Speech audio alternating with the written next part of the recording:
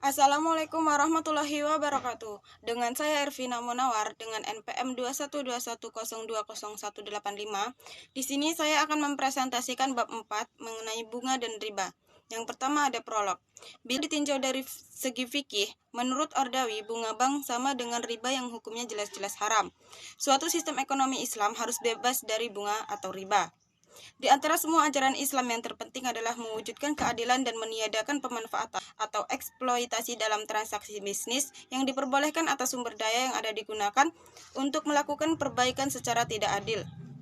Al-Quran memerintahkan umat Islam untuk tidak menginginkan barang milik orang lain. Al-Quran memerintahkan umat Islam untuk tidak menginginkan barang milik orang lain secara bil al-basil atau secara tidak benar. Sebagaimana firman Allah Subhanahu wa taala dalam surah Al-Baqarah ayat 188 yang artinya, "Dan janganlah sebagian kamu memakan harta sebagian yang lain di antara kamu dengan jalan yang batil, dan janganlah kamu membawa urusan harta itu kepada hakim, supaya kamu dapat memakan sebagian daripada harta benda orang lain itu dengan jalan berbuat dosa, padahal kamu mengetahui." Dan surah An-Nisa ayat 29 yang artinya, "Hai orang-orang yang beriman, janganlah kamu saling memakan harta sesamamu dengan jalan yang baril, kecuali dengan jalan perniagaan yang berlaku dengan suka sama suka di antara kamu. Dan janganlah kamu membunuh dirimu, sesungguhnya Allah adalah Maha Penyayang kepadamu." Yang kedua ada larangan riba. Di sini saya akan menyebutkan dua surat yang berhubungan dengan larangan riba. Yang pertama, surah Ar-Rum ayat 39 yang artinya, "Dan sesuatu riba tambahan yang kamu berikan agar dia bertambah pada harta manusia, maka riba itu tidak menambah pada sisi Allah.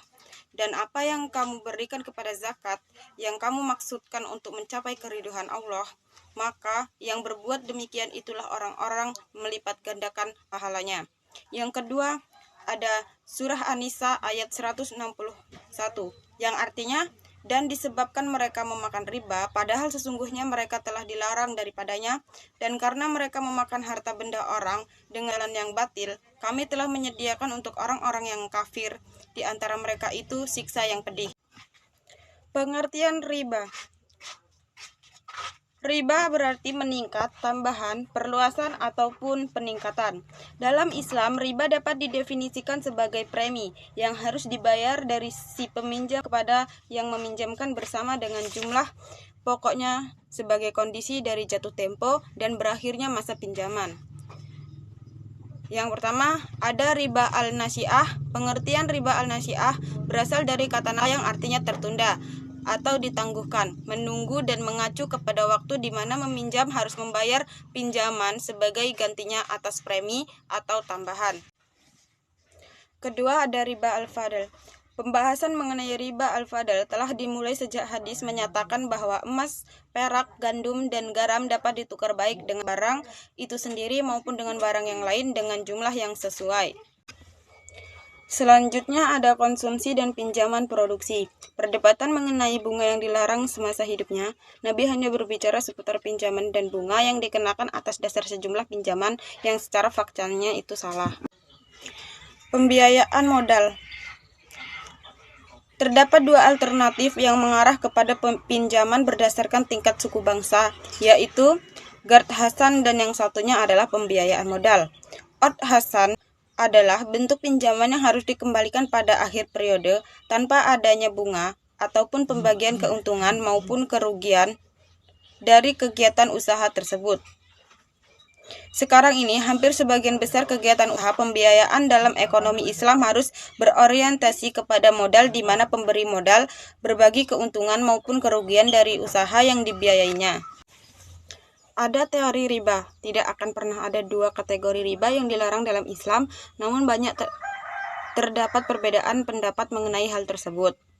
Di sini akan mengungkap mengenai seputar permasalahan riba yang disertai bukti pada masa awal dan era sebelum Islam. Sepertinya, riba merupakan praktik bisnis di mana uang atau komoditi yang dipinjamkan kepada mereka yang membutuhkan dengan jangka waktu tertentu dan dengan tarif tertentu sehingga peminjam akan membayar lebih daripada jumlah yang dipinjam. Ini menyebabkan kesedihan yang mendalam bagi masyarakat yang sangat membutuhkan.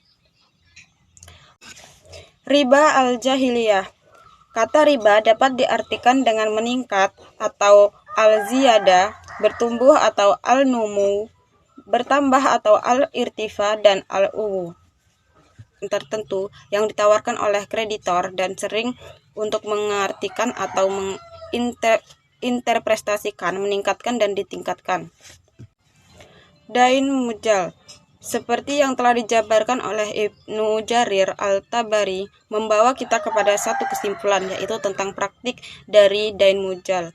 Utang yang ditanggungkan dengan adanya sejumlah persyaratan tertentu yang ditawarkan oleh kreditor dan sering untuk mengartikan atau menginterpretasikan, meningkatkan, dan ditingkatkan. Pengertian bunga dan modal. Sampai saat ini, bunga dapat diartikan sebagai buah dari modal yang digunakan atau dipinjamkan. Sedangkan modal adalah buah dari hasil kerja para pekerja di masa yang lalu digunakan di masa depan untuk keperluan produksi. Pemikiran riba di era modern. Para ahli hukum dari masa awal Islam mempunyai banyak perbedaan dalam mendefinisikan istilah riba. Walaupun mereka semua menyetujui bahwa riba itu terlarang untuk semua orang Islam, mereka mempunyai perbedaan pendapat dalam mendefinisikan riba. Suatu studi menyangkut acuan yang terkenal mengenai fikih atau ilmu hukum Islam mengungkapkan bahwa pada awalnya ahli hukum tidak dapat disesuaikan dengan pemikiran modern.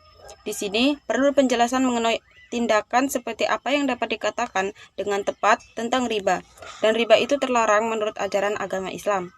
Karena alasan di atas sehingga ada kesan kurang baik mengenai ilmu hukum Islam atau Islamic fikih, yang dianggap telah gagal dalam mengikuti perkembangan zaman sebagai hasil dari kekurangan dari pemikiran yang bersifat aktif dan progresif mujatadis.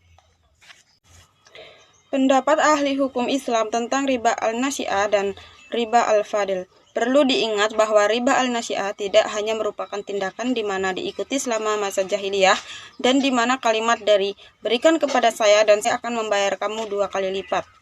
Tetapi ketentuan ini terjadi di saat peminjam ditanyakan untuk mengembalikan pinjamannya kepada pemberi pinjaman pada akhir periode dari pinjaman yang sesungguhnya dipinjam, ditambahkan dengan hal lain yang jadi pertimbangan dari pemberi pinjaman dalam memberikan pinjaman dan menentukan waktu untuk pembayaran.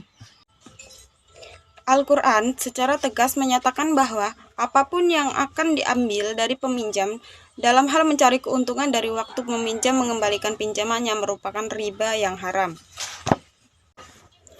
Sekian presentasi dari saya. Terima kasih. Wassalamualaikum warahmatullahi wabarakatuh.